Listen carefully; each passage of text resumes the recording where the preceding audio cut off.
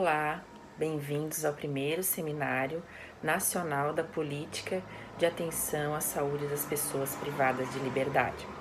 Meu nome é Sheila, eu sou enfermeira, professora do Departamento de Saúde Pública e do Programa de Pós-Graduação em Saúde Coletiva da Universidade Federal de Santa Catarina, componho o grupo de pesquisa Violência e Saúde e coordeno o Observatório da Seguridade Social e Sistemas de Justiça aqui da UFSC.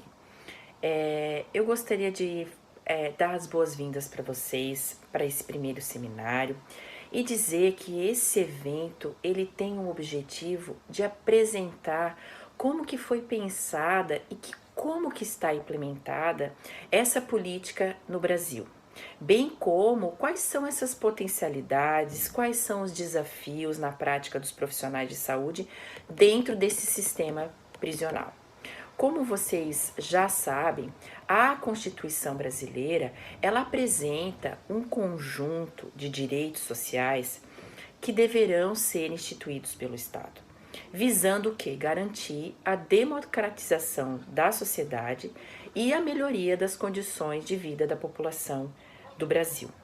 Entre esses direitos que está garantido pela lei, encontra-se o direito à saúde para todos os cidadãos. Então, segundo essa mesma própria ordem jurídica brasileira, as pessoas que estão em privação de liberdade, elas continuam a manter um status mínimo de cidadania. Por isso, o acesso à saúde tem que e deve ser garantido pelo Estado.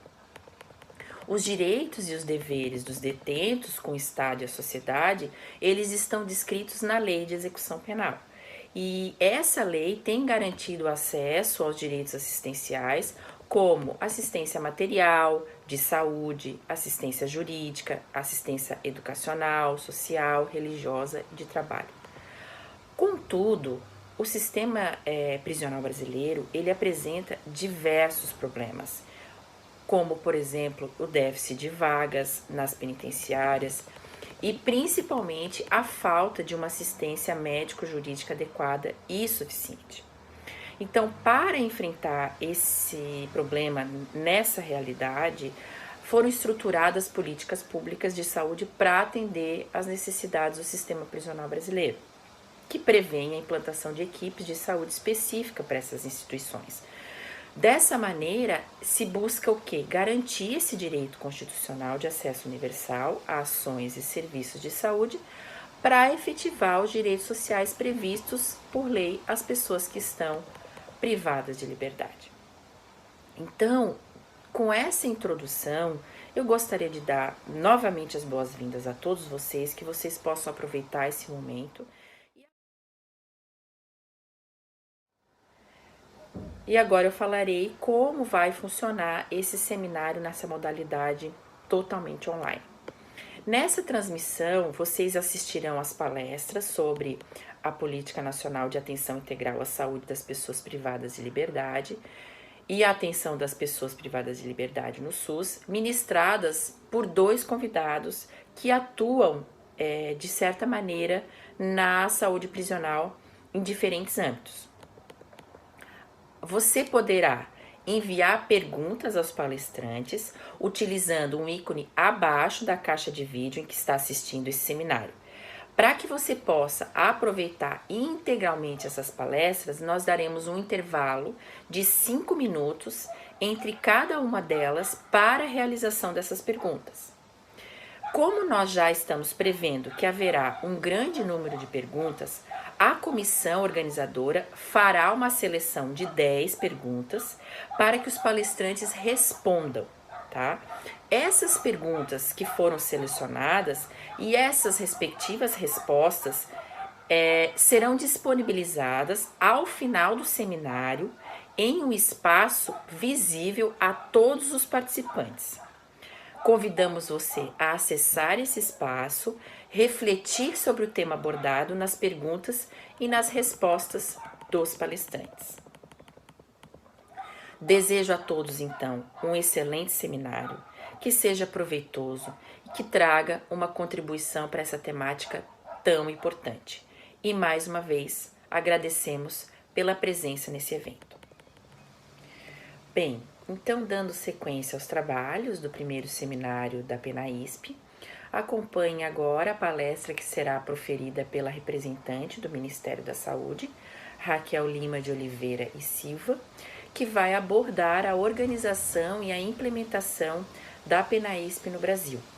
Raquel, ela possui bacharel em Ciências Sociais, com habilitação em Antropologia pela Universidade de Brasília, é mestre em Sociologia pela mesma instituição, atualmente é doutoranda em História, também na Universidade de Brasília, é analista de políticas sociais, com atuação em atividade no Ministério da Saúde e coordena a área técnica de saúde prisional.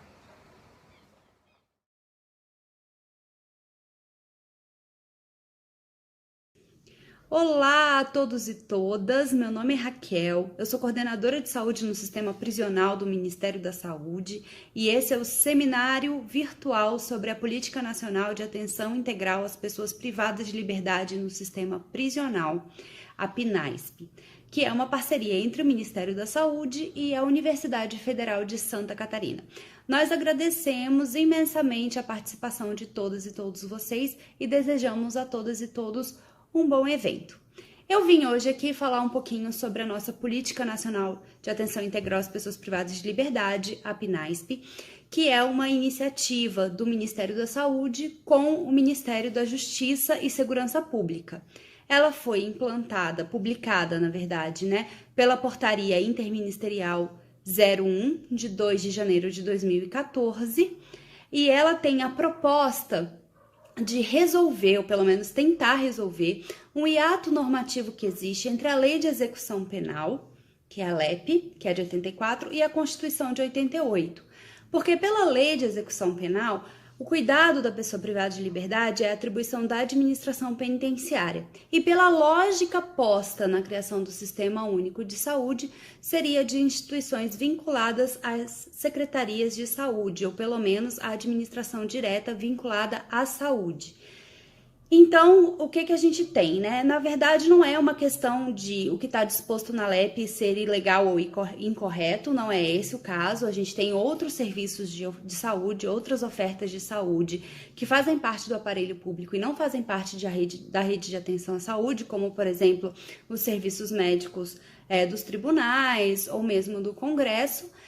E, enfim, o que a gente tenta, hoje, em conjunto com o Ministério da Justiça, é transformar as equipes de atenção prisional em pontos da rede de atenção à saúde, viabilizando também o referenciamento dessas pessoas para os serviços extramuros. E aí, sim, criando, então, uma realidade de atenção integral que parte de uma equipe intramuros, que funciona dentro da unidade prisional e que presta atenção primária, que funciona dentro do que seria a lógica mais ou menos de uma unidade básica de saúde e com aqueles procedimentos previstos para as estratégias vinculadas à atenção primária, como a equipe de saúde da família, e que essa equipe possa fazer o referenciamento desse paciente, que é uma pessoa privada de liberdade, para um serviço fora da unidade prisional, caso ele precise de uma atenção hospitalar, de uma atenção especializada ou de um atendimento ambulatorial. Essa política ela já está implantada há mais ou menos 6 anos, então a gente tem colhido os frutos, os bons e os maus frutos disso. Toda política pública tem coisas boas e coisas ruins, e com o tempo a gente vai percebendo o que consegue conversar melhor e o que precisa de ajuste. A gente está nessa fase de 6 anos de implantação da política e colhendo seus frutos, seus benefícios também. A gente tem hoje 357 equipes implantadas no território nacional. A Política Nacional de Atenção Integral às Pessoas Privadas de Liberdade no Sistema Prisional, a PNAISP, ela é uma política voltada para pessoas privadas de liberdade no sistema prisional. Isso significa que são pessoas acima de 18 anos. Nós não gerimos, não cuidamos, não somos responsáveis pela política que é voltada para a saúde do adolescente privado de liberdade, no sistema socioeducativo. Essa política é a PNAISARE e ela fica sob coordenação de uma outra equipe, de um outro grupo, e o sistema socioeducativo não é o sistema prisional, são sistemas diferentes, com interlocutores muito diferentes. Esse é um ponto muito importante de se frisar. A gente tem muita confusão sobre isso, as pessoas perguntam muito pra gente sobre isso e a gente só cuida da saúde das pessoas no sistema prisional, são as pessoas maiores de idade. A proposta da PNASP é conseguir pegar todo o fluxo carcerário, então ela é presente desde as unidades de detenção provisória, como delegacias, cadeias públicas, até os presídios maiores, com pessoas que já cumprem pena pós-julgamento, que já não são mais presos provisórios. Então, a gente tem equipes que funcionam de 6 a 30 horas, sendo que as equipes de 6 horas foram desenhadas para atender até 100 pessoas privadas de liberdade, tem as equipes de 20 horas que foram desenhadas para atender até 500 pessoas privadas de liberdade, e entre 500 e 1.200 pessoas a gente tem equipes de 30 horas. A composição dessas equipes também varia, entre 5, 8 e 11 profissionais, a depender também de um componentezinho que a gente chama de saúde mental, né, que acresce a equipe de 3 profissionais, sendo um deles um médico com experiência em psiquiatria, né? Em saúde mental. Não necessariamente experiência em psiquiatria, ele não precisa ser um psiquiatra, mas alguma experiência em saúde mental. Então, são ao todo 5 tipos de equipe. Equipe tipo 1, que 6 horas atende até 100 presos, né? Equipe tipo 1 com saúde mental, que é acrescida desses 3 profissionais, sendo 2 sob escolha, tem uma listinha, e um médico, que seria o segundo médico. A equipe tipo 2, que tem 8 profissionais. A equipe tipo 2 com o acréscimo desse componentezinho de saúde mental, que tem esses 3 profissionais a mais. E a equipe tipo 3, que tem 11 profissionais. É a mesma composição da equipe tipo 2 com saúde mental, com a diferença de que ela trabalha 30 horas por categoria profissional por semana. A equipe tipo 2, 20 horas, e a equipe tipo 1, 6 horas. Essa carga horária não varia de acordo com o componente de saúde mental.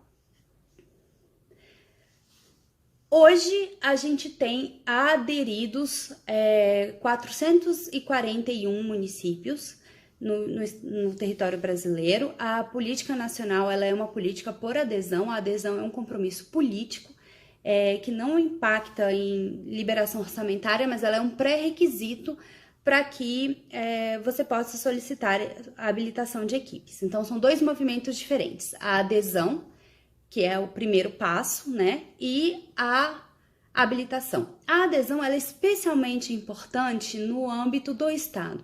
Por quê? Pelo menos é esse meu entendimento. O Estado, ele precisa mostrar essa vontade política, e é uma vontade política no âmbito da política pública mesmo, não é? A gente não está falando de nenhum tipo de política partidária. E a gente precisa também da ciência e da responsabilização da administração penitenciária.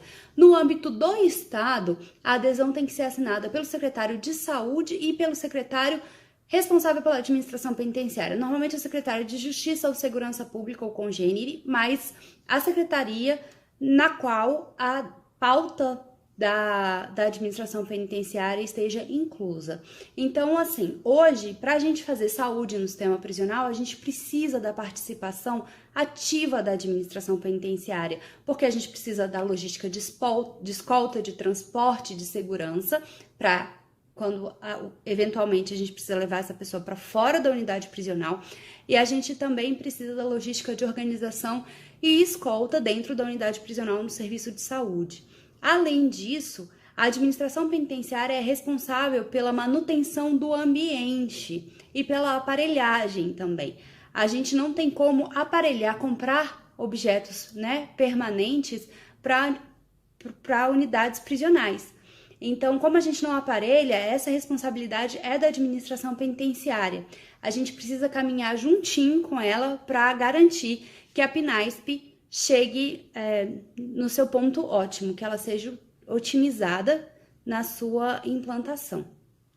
Então, passado o momento da adesão, existe a solicitação de habilitação. Você pede uma habilitação de equipe, isso sai publicado e aí o Ministério da Saúde passa um valor para a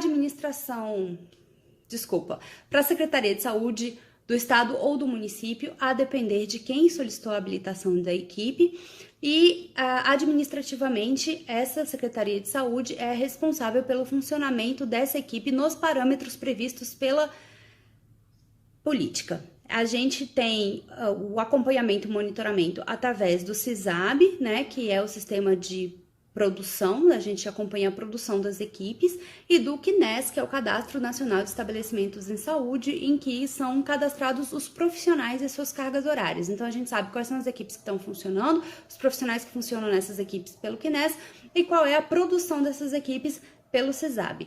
A solicitação de habilitação hoje segue o seguinte fluxo. A Secretaria de Saúde precisa colocar a PNASP, a equipe da PNASP no CNES. A equipe precisa estar funcionando para que seja feita a solicitação de cadastramento, né, de habilitação, saindo, né, batendo os dados e vendo que está tudo ok, é tudo do jeito que foi pedido mesmo, os profissionais, modelo da equipe, tamanho, tudo mais, carga horária. Se tiver tudo ok e a gente tiver disponibilidade orçamentária no Ministério da Saúde, essa é uma parte muito importante, né, porque às vezes acaba que a gente não tem essa disponibilidade orçamentária, então a portaria de habilitação demora um pouquinho mais do que os municípios e estados desejariam. A gente tendo a disponibilidade orçamentária, a gente publica uma portaria de habilitação. A partir desse momento, toda a competência, se a equipe estiver alimentando ok nos sistemas, né, e se ela estiver devidamente cadastrada no CNES, ela recebe mensalmente o valor. São 240 possibilidades de valor, então acho que aqui fica um pouquinho difícil, mas na época que a política foi criada, se imaginou, se apostou numa lógica de equidade em relação à dificuldade que alguns municípios teriam de implantar essas equipes, imaginando que quanto menos abastado orçamentariamente o município fosse, mais difícil seria colocar uma equipe dessas para funcionar. As nossas equipes são bastante robustas, inclusive. Nesse sentido, o incentivo é maior quando as equipes são municipais e maior quão pior o índice de desempenho do SUS, baseado no grupo homogêneo, né, que é o que ele é encaixado a partir da análise do ID-SUS. Quanto mais baixo o índice de desempenho, mais alto é o repasse em função dessa dificuldade, né? E também tem uma outra variável, que é a quantidade de pessoas privadas de liberdade naquele município em relação à população geral. Então, a porcentagem de pessoas privadas de liberdade no município em relação à população geral. Existem municípios, por exemplo, que o Estado optou por construir várias unidades prisionais naquele município. Então, tem município que hoje tem quase 50% da população dos munícipes, né? Porque a pessoa que cumpre pena no seu município é considerado um munícipe. Quase 50% dos munícipes, na verdade, são pessoas que estão cumprindo pena naquele território. Então, nesse caso, o município teria mais ou menos 50% de pessoas privadas de liberdade em relação à população geral. Deixa eu pensar mais o que eu posso trazer para vocês.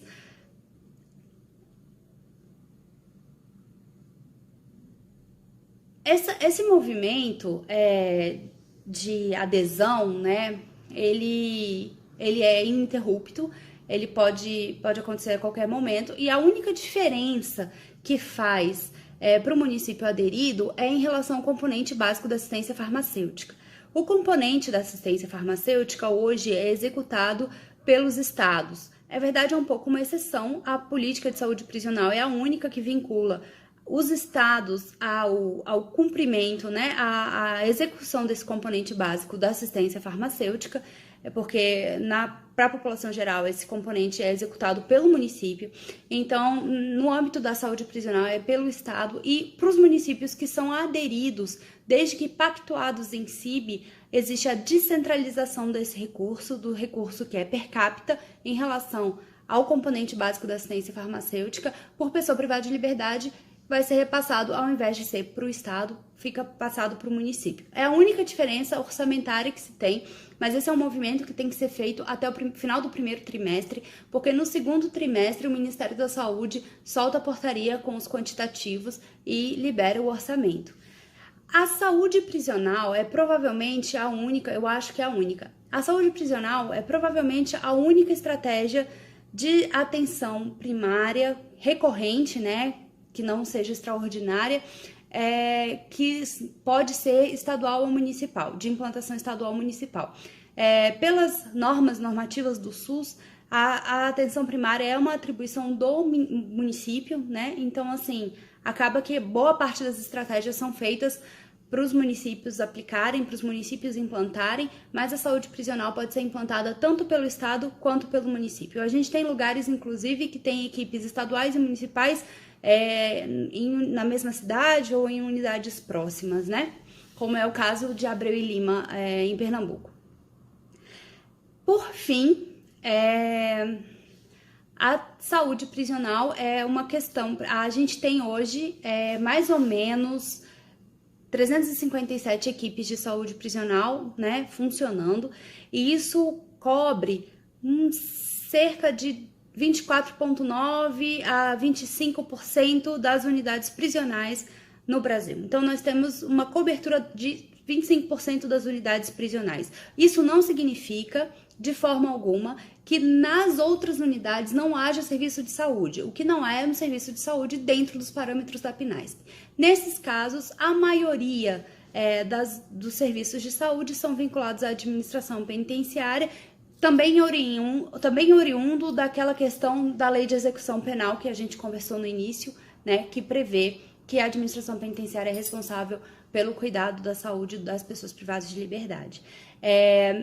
Então, a gente tem essa diferença de oferta de serviços de saúde, a gente trabalha muito, muito próximo com o DEPEN, a gente tenta diminuir a distância entre essa oferta de saúde e a distância entre o que acontece nas equipes que são vinculadas à política do Ministério da Saúde e as equipes que não são. Agora, no momento de pandemia, foi um bom momento para a gente conseguir exercitar essa tentativa de estreitamento dos laços e de diminuição das diferenças, né? Porque a gente no Ministério da Saúde acabava tendo uma relação muito mais próxima com os serviços de saúde que, obviamente, estavam vinculados à PNASP. Hoje a gente consegue ter uma interlocução bastante melhor, inclusive com estados e municípios que não têm equipes da PNASP funcionando, mas no âmbito da atenção à saúde prisional. Continuamos à disposição de vocês, para o que vocês precisarem, de dúvidas, enfim. Temos uma apresentação, a gente teve um pouco uma questãozinha de prazo, possibilidades de gravação também, porque a gente está nessa fase de trabalho remoto, rodízio, enfim. A gente tem uma apresentação que foi disponibilizada junto com o material do seminário para vocês e seguimos à disposição para o que for necessário. Um beijo para todo mundo e bom evento! A Política Nacional de Atenção Integral à Saúde das Pessoas Privadas de Liberdade no Sistema Prisional foi instituída pela Portaria Interministerial número 1, de 2 de janeiro de 2014, e é uma iniciativa combinada entre o Ministério da Saúde e o Ministério da Justiça e da Segurança Pública, na época o Ministério da Justiça. Ela tem como objetivo, promover o acesso à saúde integral das pessoas privadas de liberdade com idade superior a 18 anos, o que significa que nós não pegamos, não englobamos as pessoas privadas de liberdade no sistema socioeducativo, apenas no sistema prisional. E as ações de saúde são ofertadas por serviços interdisciplinares, que são estabelecidos intramuros, e com a ideia de que esses serviços possam fazer o correto referenciamento para a rede de atenção, facilitando, o acesso das pessoas privadas de liberdade também à média e alta complexidade e à atenção integral. Na verdade, as equipes intramuros são equipes de atenção primária, então elas atuam no âmbito da atenção básica, mas elas funcionam como ponto da rede de atenção, assim como as unidades básicas de saúde, as equipes de saúde da família e outras estratégias da atenção primária, que fazem parte desse ordenamento da rede e referenciam as pessoas, os pacientes, no caso as pessoas privadas de liberdade, para os serviços de média e alta complexidade. A PNASP, ela tem dois movimentos, que é o movimento de adesão. Então, os entes federados, né, estados e municípios, eles aderem à política, é um compromisso político, não tem implicação em repasse financeiro, e a habilitação, que é a solicitação de habilitação de equipe. A PNASP, ela tem como princípios diretrizes gerais do SUS, né, basicamente respeito aos direitos humanos e à justiça social, integralidade da atenção à saúde no conjunto de ações de promoção, proteção, prevenção, assistência, recuperação e vigilância em saúde, equidade, promoção de ambiente humanizado e saudável, corresponsabilidade interfederativa, né, enfim, e valorização dos mecanismos de participação e controle social. As diretrizes são promoção da cidadania e inclusão das pessoas privadas de liberdade por meio da articulação com diversos setores de desenvolvimento social, como educação, trabalho e segurança. Nesse sentido, é muito importante frisar a necessidade da presença e da interação com a administração penitenciária.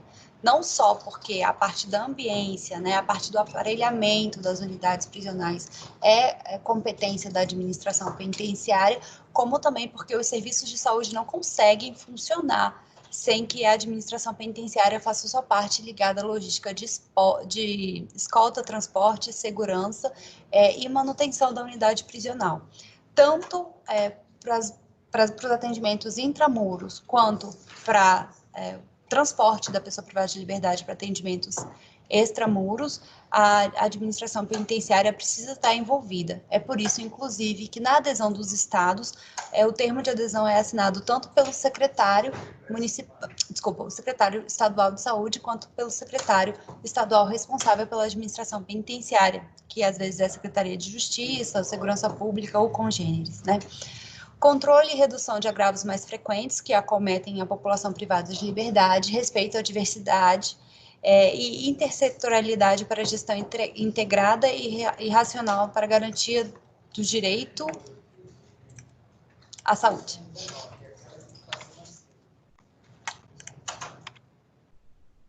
Então, essa é basicamente a base, né, enfim, da PNASP, que vai ser ofertada e vai ordenar suas ações com base nas equipes de atenção primária e o referenciamento para a rede de atenção para o que demande atenção especializada, seja atenção hospitalar ou então consulta com especialistas, enfim, atenção ambulatorial também.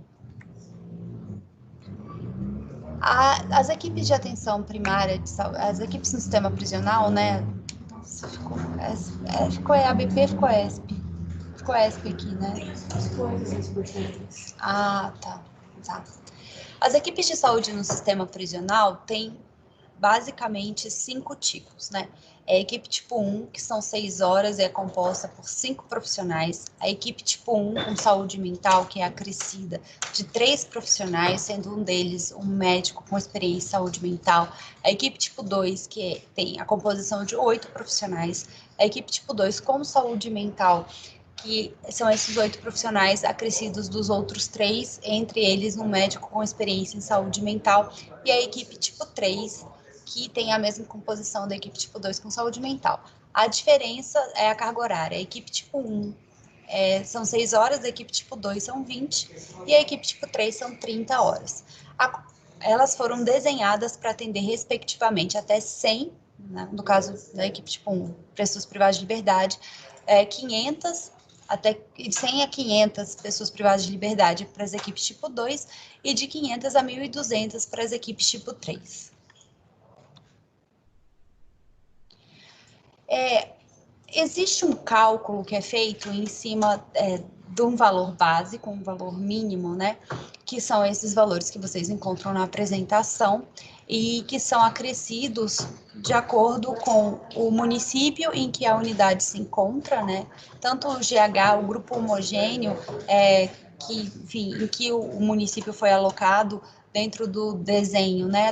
Do mapeamento do IDSUS, e também a taxa de pessoa privada de liberdade em relação à população geral. Qual é a taxa que a gente chama de taxa de pessoa privada de liberdade por município, né, que é a comparação proporcionalmente quanto da população geral aquela taxa representa. Então, os valores ficam muitos, a gente tem 240 possibilidades de valor ao final de todas essas variáveis e dos cruzamentos, mas o cálculo base é esse que vocês podem encontrar aqui na apresentação. Esse é o desenho da cobertura que eu falei um pouquinho antes, aqui fica bastante mais claro, né? Que são isso, até 100 custodiados, 6 horas por semana, de 101 a 500 custodiados, 20 horas por semana, de 501 a 1.200 custodiados, 30 horas por semana. A gente sabe que as equipes acabam atendendo muito mais que isso e que esse desenho de cobertura foi um desenho feito em 2013, quando a portaria estava em pactuação e que é passível de ser revisto, um desenho que levanta muitas dúvidas, né, porque é uma cobertura, uma equipe muito robusta para uma cobertura relativamente restrita, mas a gente sabe também que nas unidades prisionais as equipes acabam atendendo muito mais do que está previsto na portaria como sua população a ser coberta. Esses são os dois movimentos necessários para a implantação da PNASP, né? A adesão, que é um compromisso político dos entes federativos e que é apresentado para o Ministério da Saúde, ao Ministério da Saúde, através da assinatura dos termos. Hoje, todos os estados já são aderidos à PNASP e nós temos cerca de 480 municípios. 441. Tá.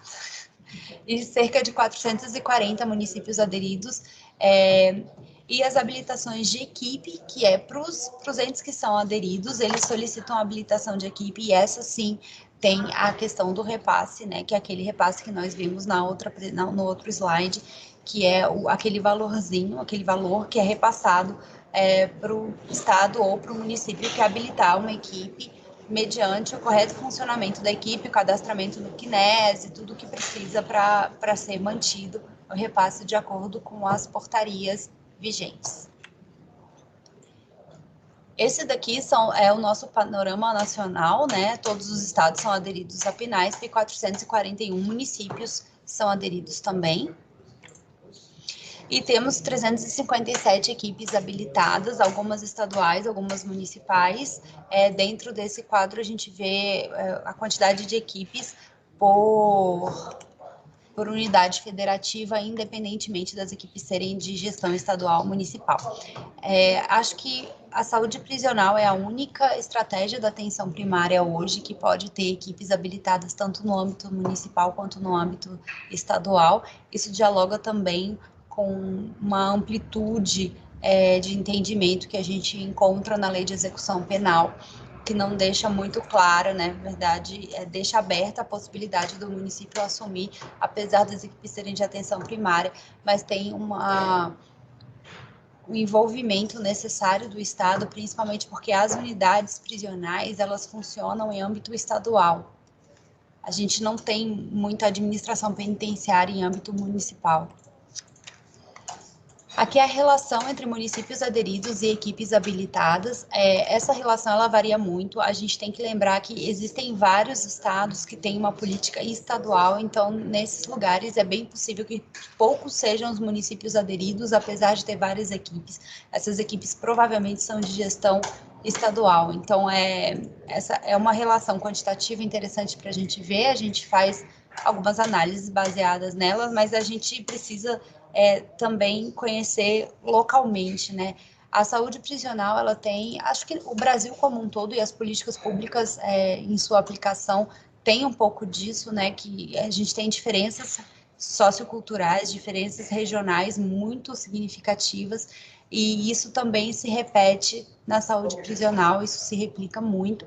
A gente tem diferenças regionais grandes, assim. Às vezes as diferenças são grandes, inclusive de unidade para unidade, né? Não é nem uma questão só de ser do estado ou da região, ou até mesmo da cidade. Às vezes nós temos diferenças gritantes no que tange a saúde, a oferta de saúde na própria unidade, se aquela da equipe que compõe o serviço naquela unidade. Então a gente acaba precisando conhecer muito bem a realidade local nessas análises. Os estados que não tem nenhum pontinho azul, né, não tem nenhum nível de azul, são estados que não têm adesão municipal, na verdade a adesão é só estadual mesmo. Nós temos Espírito Santo, Alagoas, Amapá, Distrito Federal e Roraima. Essa é a nossa cobertura desenhada, né? Quanto mais escuro o azul, mais presente a cobertura da PNASP. Nós temos cerca de 25% das unidades prisionais com equipes vinculadas à PNASP. É sempre bom lembrar que isso não significa que não haja serviço de saúde dentro das unidades. Esses serviços só não são estabelecidos nos parâmetros e nem vinculados à nossa política de atenção à saúde prisional. Mas existem várias equipes que são normalmente vinculadas às administrações penitenciárias, com médicos, enfermeiros, enfim, funcionam em outros modelos, com outras cargas horárias, né? Mas o fato da cobertura da PNASP ser de 24%, 25%, não significa que os outros 75% das unidades não seja coberta por algum serviço de saúde. Aqui a gente tem endereços, né, de tanto o formulário de adesão municipal quanto o portal de atenção primária do Ministério da Saúde. E é basicamente isso. A política, ela está agora com 6 anos de implantação. A gente está colhendo os frutos dela, tanto da implantação quanto dos entraves que foram identificados, né? A gente tem também uma dinâmica quase espontânea de devolução de alguns estados e municípios que apresentaram para a gente ao longo desse tempo as suas dificuldades em relação à composição de equipe, em relação à manutenção do que está proposto, né, como parâmetro preconizado. Então, isso é um movimento que a gente tem que fazer também, de revisão sempre, não necessariamente de revisão normativa, mas de auxílio na implantação e na implementação da política, levando em consideração as situações locais. E nós, da Coordenação de Saúde no Sistema Prisional, dentro do Departamento de Saúde da Família, seguimos à disposição para o que vocês precisarem. Podem entrar em contato com a gente. Essas são as nossas formas de contato, nosso telefone, nosso endereço, e estamos por aqui para o que for necessário.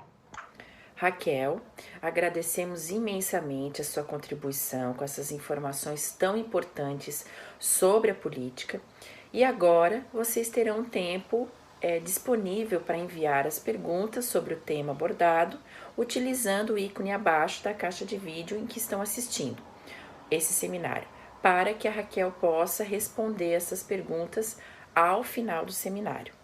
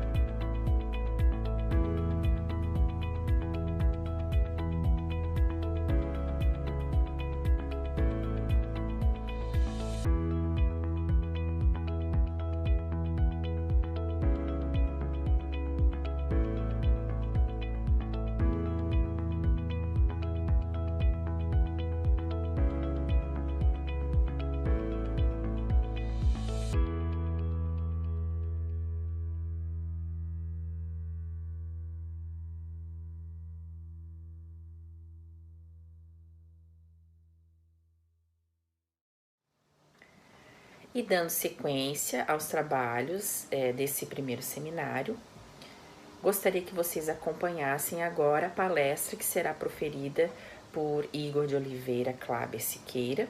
Ele é médico que atua no sistema prisional no município de Caratinga, no estado de Minas Gerais. Igor vai abordar as potencialidades e os desafios da atenção à saúde das pessoas privadas de liberdade a partir dessa política.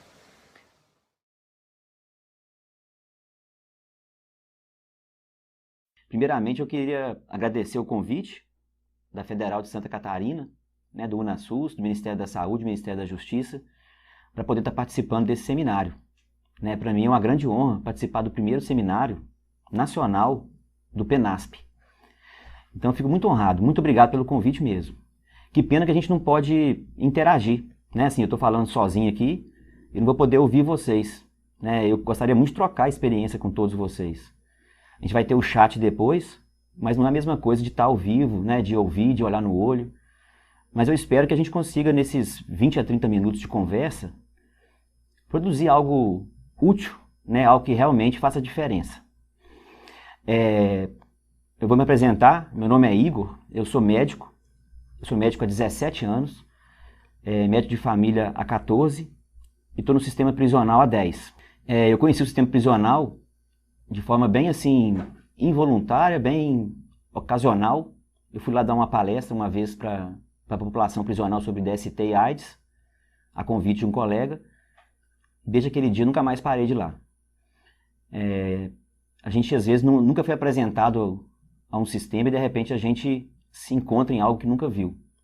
Isso nós vamos discutir mais para frente com relação à formação dos profissionais de saúde. Então eu conheci o sistema prisional há 10 anos atrás, fiquei um tempo como voluntário, e há 7 anos eu sou efetivo no sistema, concursado. E também trabalho como voluntário na APAC. O método APAC, imagino que muitas pessoas aqui conhecem, Assim, é um modelo diferente de tentar reintegrar as pessoas à sociedade. Para começar, assim, eu gostaria muito que esses 20 minutos, eles realmente refletissem na vida das pessoas que estão ali. Não adianta a gente reunir, fazer um seminário nacional, algo tão importante, para poder concretizar o que já existe. E se daqui uma semana, 10 dias, um mês, um ano, isso não refletir em nada na vida das pessoas que estão ali. Eu não queria vir aqui só para poder falar, para poder participar, e isso não acontecer nada, isso não gerar nenhum fruto. Então, assim, a gente sabe, que as pessoas que estão privadas de liberdade, elas têm direitos. Parece até piada isso, porque é uma coisa óbvia, Elas têm direito. A gente sabe que elas perderam somente o direito de liberdade. O direito à educação não foi perdido, à saúde, ao trabalho. Então, assim, a gente tem que ter consciência disso. Isso é uma premissa básica. Então, a gente está falando aqui hoje de saúde. É um direito, toda pessoa que está presa, privada de liberdade, ela continua do mesmo jeito. Tá certo? A gente tem que garantir isso para ela. Eu, como médico do Estado, a minha função é garantir o cuidado dessas pessoas junto com uma equipe multidisciplinar. Então tem que ter noção de onde a gente está partindo. Assim, hoje a gente está falando de um seminário nacional, um seminário que vai discutir as políticas nacionais de atenção integral à saúde das pessoas privadas de liberdade no sistema prisional. Então a gente está falando de algo que já existe desde 2014. Mas se a gente está em 2020, fazendo o primeiro seminário sobre essa política, é porque realmente ela precisa ser mais colocada em prática, e seja efetiva. A gente sabe que as pessoas presas, privadas de liberdade, no papel, desde 84, desde a criação da Lei de Execuções Penais, existe alguma coisa que foi feita para poder cuidar delas, pelo menos no papel. Depois veio o SUS, em 88, que diz que a saúde é universal, todos têm direito à saúde. Com seus princípios de equidade, que as pessoas merecem ser atendidas de forma diferente, de acordo com a sua necessidade. E vem em 2003, existe um plano nacional, mas agora existe uma política nacional. E quando a gente pensa em política, eu penso que política é algo que foi feito para garantir algumas coisas, alguns direitos. Então, quando vem essa política, ela vem para quê? Para garantir o reconhecimento que a pessoa que está presa, ela tem direito de receber um cuidado. ela está ali para garantir que a pessoa que está privada de liberdade, todas, independente se esteja na delegacia, se esteja numa penitenciária, ou num presídio, ou na segurança máxima, que essa pessoa ela tenha cuidado, ela tenha direito até acesso à saúde. E acesso igual qualquer pessoa que está aqui fora. E depois nós vamos discutir essa questão, o que é estar aqui fora e estar lá dentro. Né? Porque a gente vive numa sociedade que ela é única. Não tem esse lá fora e aqui dentro. Os direitos eles são iguais, o acesso tem que ser igual. Então a gente espera que, com a política nacional, isso a cada dia se torne uma realidade, que ainda não é. Né? É muito, muito teórico ainda, mas está caminhando. Então já existe algo que garante. Agora a gente tem que pensar assim, o que a gente vai fazer como profissional de saúde, como cidadão, né, como qualquer pessoa, para poder essa política ela realmente funcionar, ela chegar nas pessoas. E não basta só garantir um direito. A gente sabe que no nosso país muitas coisas são garantidas, mas elas não funcionam na prática. E a gente gostaria assim, de que hoje aqui a gente levantasse algumas questões, nesse tempo que a gente tem, para poder todo mundo refletir, ver como é que pode contribuir com isso, porque não basta ter a lei, não basta ter a regra, né? A gente tem que ver até que ponto a gente pode contribuir com isso, e é o que nós vamos falar aqui hoje. Né? Vou tentar, com um pouco da minha experiência, nesses 10 anos aí, que eu tenho lutado para poder melhorar isso, o que eu tenho pensado, junto com outros colegas, para a gente poder melhorar isso. Então vamos pensar junto. Eu sou médico de um presídio, né, que hoje tem 400 presos. A gente tem presídios de todos os tamanhos, aí, penitenciárias enormes, mas na realidade no nosso país são muitos presídios pequenos, são mais de 2.000, né, unidades prisionais. E a gente sabe também que são hoje em dia no Brasil mais de 800.000 pessoas privadas de liberdade. Então a gente está falando de um país que tem 800.000 pessoas privadas de liberdade, que é o terceiro maior país do mundo, com pessoas encarceradas. Só perde para a China e para os Estados Unidos. A gente passou a Rússia recentemente, né, infelizmente. Então, assim, a gente está falando de um país que tem um sistema único de saúde grande, universal, equânime, integral, coordenado, com várias diretrizes para cuidar das pessoas. Isso tudo ainda não chegou nas pessoas privadas de liberdade. Infelizmente, não chegou ainda. Então, a gente tem um país com muitas pessoas encarceradas, um sistema estruturado, a gente sabe que é subfinanciado, mas ele é estruturado, e as pessoas que estão privadas de liberdade não têm acesso de forma igual às pessoas que estão aqui fora, a esse sistema. E aí vem a Política Nacional de Atenção Integral, né, à saúde das pessoas privadas de liberdade no sistema prisional. Para quê? Para tentar, né, fazer a equidade disso, fazer isso funcionar, fazer isso ficar em prática. E essa política ela vai tentar o quê? Colocar mais perto dos municípios, né, a atenção dessas pessoas. Né? Igual no SUS, existe a questão da regionalização, da hierarquização, a municipalização da saúde. Essas pessoas também merecem esse tipo de abordagem, para ficar mais próximo das necessidades dessas pessoas. Cada um sabe a necessidade das pessoas que estão na sua área. E cada local do país nosso são pessoas diferentes, com necessidades diferentes, com problemas diferentes. A gente sabe que o sistema prisional, né, é um campo minado de vidas quebradas. Né? Essa frase é uma frase que diz muito. Né? Assim, as pessoas já chegam ali, né, nunca tiveram acesso a nenhum direito. E ali ela já é punida de novo por não ter os direitos que deveria ter. Então, assim, a gente pensando num Brasil desse, tão grande, com tanta gente presa e com um sistema de saúde tão grande, a gente precisa pensar numa forma de chegar nessas pessoas. Como médico do sistema prisional, eu fico pensando assim, será que só uma política nacional seria suficiente para poder resolver isso? Eu creio que não, porque políticas nacionais de atenção a várias populações existem, né, e muitas são ineficazes, muitas não chegam nas pessoas. Então, assim, o que a gente poderia fazer? Vamos pensar em solução para não ficar só em dados, né, dados que mostram, né, dificuldades, né, ou lamentações. A gente tentar pensar em algo também que construa, né, para a gente não ficar só lamentando aqui esses 20 minutos. Porque daria para lamentar 1 hora, 2 horas. Né, esse assunto já é um assunto antigo. Né, parece que quando a gente fala em sistema prisional, a gente sempre lembra aquelas imagens de cadeias superlotadas, né, as pessoas pedindo ajuda, e nunca muda. né? 20 anos mostrando cadeia e a mesma coisa. Como médico, assim, eu fiquei pensando como é que poderia mudar isso de alguma forma, contribuir de alguma forma, e eu vejo algumas saídas. Primeira coisa, a gente tentar mudar a gente, como que a gente vê as coisas. Né? Eu não posso tratar ninguém diferente pelo local que está, como profissional de saúde. E a gente vê que as pessoas elas não conseguem enxergar isso às vezes, isso é o óbvio. Por mais que o óbvio é a coisa mais fácil de você ver, né, às vezes tem que ser dito. A gente não consegue achar profissionais que consigam entender, né, que tipo de população específica a gente está lidando. A gente não consegue achar profissionais, às vezes, que têm capacidade técnica e cultural para lidar com essas pessoas, né, que cada um traz uma cultura diferente, traz uma vida diferente, traz uma história diferente, já chega ali cheio de determinantes sociais de doença e de sofrimento. Então, assim, a primeira coisa que eu fico pensando, até que ponto as nossas faculdades, né, a nossa gestão do conhecimento em cima dessa área, ela tá legal. Né? Hoje, se alguém quiser fazer um curso para se especializar em saúde prisional, ou para poder, né, assim, se capacitar mais, tem poucos cursos. Né? Hoje em dia nós temos 2 muito bons, né, que é o da Fiocruz e da Federal de Santa Catarina. Mas até uns anos atrás, até 5, 6 anos atrás, não tinha praticamente nada. Ou seja, qualquer um serve para trabalhar naquele lugar. E não é assim. Né? A gente sabe que o presídio é o local mais difícil de se fazer saúde bem feita. E o local mais fácil de se fazer mal feito. Eu tenho certeza que às vezes a gente faz até mal feito e alguém aplaude. Né? Pela essa questão da vingança, desse espírito de punição.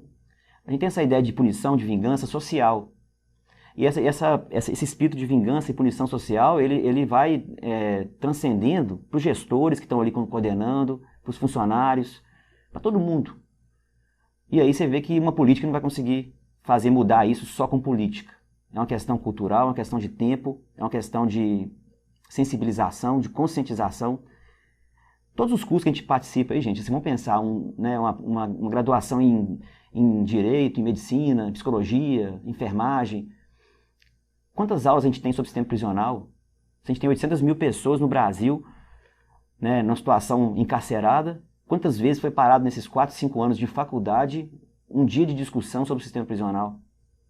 Né? Como é que vai ser a atuação de um psicólogo no sistema prisional, de um médico, de um enfermeiro? Eu passei 6 anos de faculdade, ninguém nunca nem tocou nesse assunto comigo, como se fosse uma coisa assim normal, uma coisa que pode ser feita de qualquer jeito. Não precisava de ter nenhuma habilidade para isso. E como eu caí lá de paraquedas, né, assim, conhecendo de forma voluntária, né, para poder participar, eu tive muitas dificuldades no início. E eu fico vendo assim, como que seria mais fácil se alguém me apresentasse o sistema antes, discutisse comigo antes, e eu conseguisse refletir, nem que fosse esses 20 minutos que eu estou tendo aqui agora, né, de alguém falando comigo. Então, assim, isso faz falta. Então, assim, é difícil a gente mudar uma realidade sem pensar que existe uma questão intersetorial. É intersetorial, não tem como a gente falar em saúde pensando em saúde, pensando só em colocar uma equipe de saúde lá dentro. A gente tem que pensar em tudo, em educação, em trabalho, mesmo porque saúde não é ausência de doença. Né? A saúde, o cara tem que, para ser saudável, ele tem que ter uma alimentação legal, ele tem que se sentir bem, ele tem que ter uma moradia, tem que ter um trabalho, um estudo, um lazer, não é isso? Então, assim, eu fico vendo assim, como é que a gente vai pensar nisso tudo dentro de um presídio? Como é que eu vou pensar em saúde num presídio onde você está dentro de uma cela com 20, 30 pessoas, geralmente a alimentação não é muito boa, não tem ventilação, contato com as famílias é restrito, né, ilimitado. Trabalhar dentro de um presídio, dentro de um sistema prisional, isso chega a ser um privilégio. Para muitos aqui fora seria uma vingança, pôr o cara para trabalhar. Né, tem que trabalhar. Lá dentro a pessoa implora para trabalhar e não tem vaga.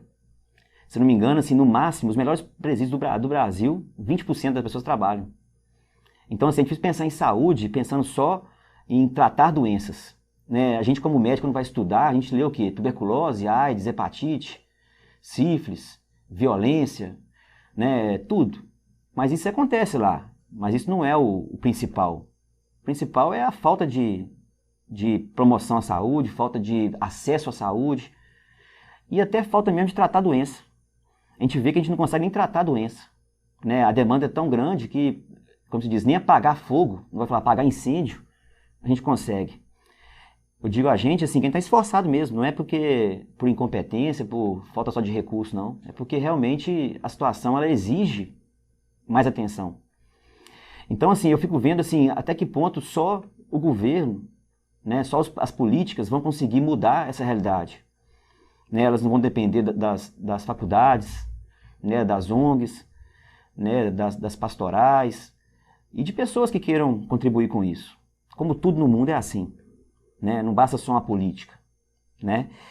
Então, assim, eu vejo muito na faculdade isso. Eu sou professor da faculdade e sempre que eu convido as pessoas para poder ir lá fazer estágio, para poder conhecer, porque às vezes conhecendo, as pessoas se sensibilizam, né, criam gosto, vamos dizer assim, né, vê a necessidade e a sua utilidade naquele ambiente e talvez algum dia, quando forme, talvez até sonhe em trabalhar aí, não seja a última opção da vida da pessoa. Né? Alguém deve pensar assim, né, você está trabalhando num presídio, deve ser sua última opção de vida, né, assim, médico de porta de cadeia, né, igual existe advogado de porta de cadeia, deve existir médico também de porta de cadeia que não deu em nada, mas hoje eu falo que dos empregos que eu tenho é o que eu mais gosto, é o que eu mais me sinto útil, é o que eu mais consigo fazer alguma diferença, né, porque tem muita coisa para fazer e não tem ninguém para poder ajudar, né, e a situação ela é crítica. Outra coisa importante, gente, é o conhecimento específico. Né, assim, eu acho que devia ter muito conhecimento específico sobre a população prisional, igual existe a população de rua, população indígena, né, população de matas e florestas. Tem que ter conhecimento, né, assim, específico, ou seja, aquelas pessoas ali, elas correm riscos diferentes, elas vêm de realidades diferentes. A cadeia em si, ela oferece riscos para a saúde da pessoa, de onde a pessoa veio também. Né, muitas vezes a questão cultural de saber conversar, entender a pessoa, mesmo que você não resolva, entender o que a pessoa está dizendo. Então, assim, essa questão cultural, essa questão de conhecimento específico, ela tem que ser trabalhada sempre, né? E não existe muita coisa, não existe muito livro disso. Infelizmente, assim, não há interesse de ter, ou as pessoas não desconhecem. Né? Eu acho legal desses seminários, assim, que pelo menos assim, despertem em alguém alguma vontade de publicar algo, de escrever algo, de orientar alguém que vai começar a trabalhar nesse sistema. Ou até mesmo discutir, que pena que a gente não pode discutir aqui assim diretamente, porque seria bom ouvir as pessoas, que deve ter muita pessoa, né, que está participando disso aqui, que tem muita coisa para contar, para contrapor, para sugerir, né, e fica só a gente falando sozinho, né, mas é o momento que está pedindo isso, não tem como a gente ficar questionando também não.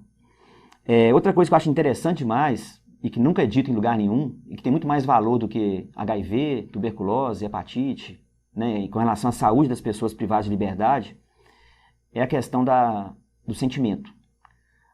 Todo mundo que está na cadeia não dorme bem, não está tranquilo, né, não tá feliz, né, é uma constante tensão, existe a violência entre as pessoas, entre os próprios internos, entre os agentes dos internos, e a própria violência institucional também, que é aquela violência que só de faltar as coisas, né, de não ter o recurso, já é uma violência. Então, assim, a gente vê que o sofrimento mental nas prisões, ele é muito maior do que os casos de tuberculose, do que os casos de hepatite, AIDS. Né, assim, são situações que as pessoas esquecem. Né? Você imagina, vamos pensar aqui, como que uma pessoa consegue dormir à noite dentro de uma cela, que cabe 8, tem 20. Como é que ela consegue dormir sem ter que tomar um remédio? Né, assim, como é que eu vou falar com a pessoa, olha, tá na hora de dormir, todo mundo fica quieto, todo mundo vai fazer um higiene do sono aqui agora, vamos todo mundo orar aqui, fazer silêncio, né, e sendo que tem 3 dormindo no colchão, né, abraçado no outro, o outro debaixo da cama, o outro no banheiro. Como é que você trata insônia dentro de um presídio? Vocês já pensaram nisso? Como é que é tratada insônia sem ser com remédio? Teria uma outra opção no contexto que a gente vive? Agora, né, assim, fico pensando nessa época de coronavírus, né, assim, do Covid, né, pessoas asmáticas. Os asmáticos foram lembrados agora na época do coronavírus. Muitos ganharam, né, uma liberdade provisória aí, né, uma domiciliar. Mas e no dia a dia? Como é que um asmático ele fica dentro de uma cela sem janela, com 20, 30 pessoas fumando, né, e mofado, poeira? Como é que ele sobrevive ali dentro? Como é que eu vou tratar essa pessoa? Será que eu não teria que ter uma habilidade a mais para fazer isso? Eu teria que ter uma especificidade de conhecimento que me levasse a ter atitudes diferentes do que um guideline vai me dizer? Se eu pegar um guideline americano, europeu, brasileiro, será que ele me conta como é que eu trato uma pessoa dentro de uma cela, né, asmática, com 20 pessoas fumando ao lado dela, sem janela, e um colchão mofado? Como é que eu resolvo isso? Como é que a gente resolve uma pessoa, né, um problema de uma pessoa que ela tem um problema de triglicérides na cadeia? Eu tenho um triglicérides muito alto, e o que tem para comer naquele dia ali é o que tem. Como é que a gente faz dieta na cadeia? Né, assim, é possível? Então, assim, eu estou dando exemplos de coisas simples no nosso dia a dia aqui fora que é quase impossível dentro do sistema prisional. Né?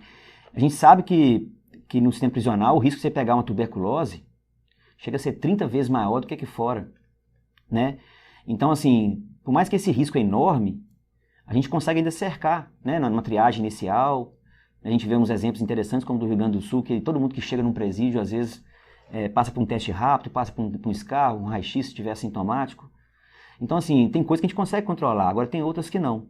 Com relação à gestão do conhecimento, a gente vê com esses exemplos que eu citei, como que é importante a gente, assim, como médico, tecnicamente, não estou falando de questões, né, sociais, nem culturais, questões técnicas, puramente, assim, de condutas médicas, como que dentro do sistema prisional é muito diferente. Né? Só a gente ter noção que é diferente, já faz a gente ter uma atitude melhor. Até a gente aprender que é diferente as coisas lá dentro, a gente não demora, né? Porque a gente não é apresentado a isso. Então a proposta é que as universidades, as faculdades, elas comecem a ter uma integração, né, com o sistema prisional e com as pessoas privadas de liberdade durante os cursos. Né? De modo que quando elas saiam da faculdade, dos cursos técnicos, ou do que for, elas consigam entrar nesse sistema e entender melhor e causar menos danos dentro dele, né, e causar mais atitudes benéficas. Quando a gente fala do sistema prisional, a gente pensa muito no lá. Né? Lá é assim, as pessoas são assim. E lembrar que, assim, tudo é uma coisa só. Né? Assim, não tem como a gente separar o lá ou daqui. Né? E por isso que a política ela vem criando redes. Essa política nacional ela cria redes para tentar essas pessoas se integrarem à rede municipal de saúde. Né? Ter acesso às mesmas coisas que todos aqui temos. E lembrar que as doenças lá não é uma bolha, né, que está ali isolada. Uma tuberculose lá dentro, ela pode contaminar um familiar que vai contaminar aqui fora. Não existe essa barreira, esse muro para a doença. Existe um muro para poder privar a liberdade, mas para a doença não, para o sofrimento não. Então a gente tem que ter esse pensamento, né, coletivo. Para finalizar, né, assim, eu gostaria assim, de levantar algumas perguntas para a gente poder assim, pensar. Né, pensar e refletir e estimular questionamentos. Primeira coisa para que as pessoas são presas? Né? Para que se prende? Né?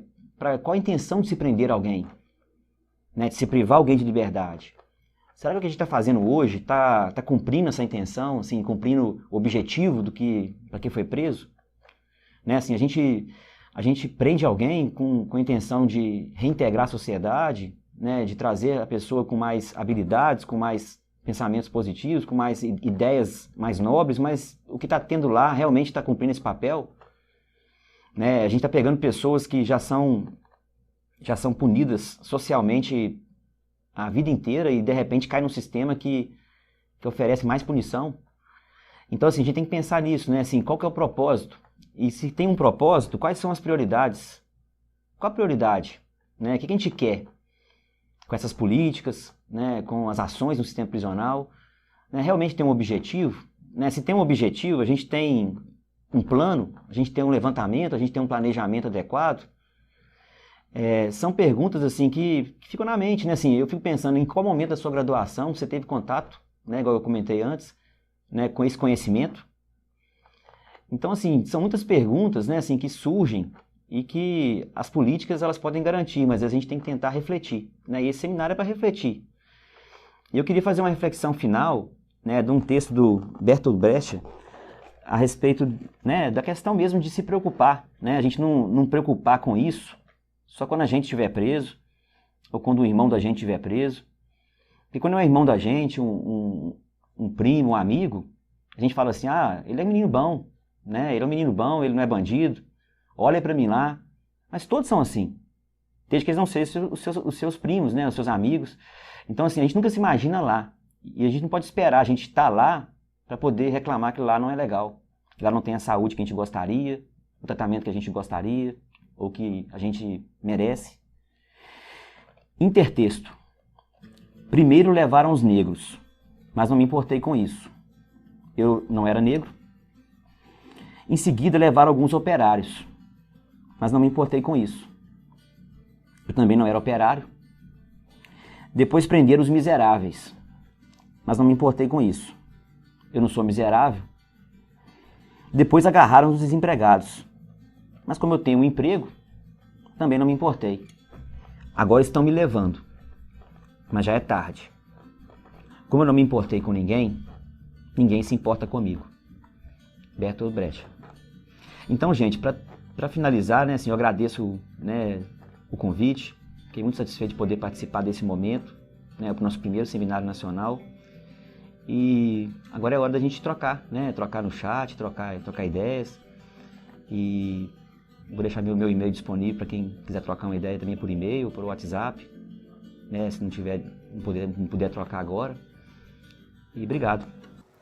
Igor, agradecemos também a sua contribuição com essa sua visão humanista e com propriedade prática sobre a atuação em saúde com as pessoas privadas de liberdade. E, novamente, todos que estão assistindo terão tempo disponível para enviar as perguntas sobre o tema abordado, utilizando o ícone abaixo da caixa de vídeo em que vocês estão assistindo o seminário, para que o Igor possa responder as perguntas no final do seminário.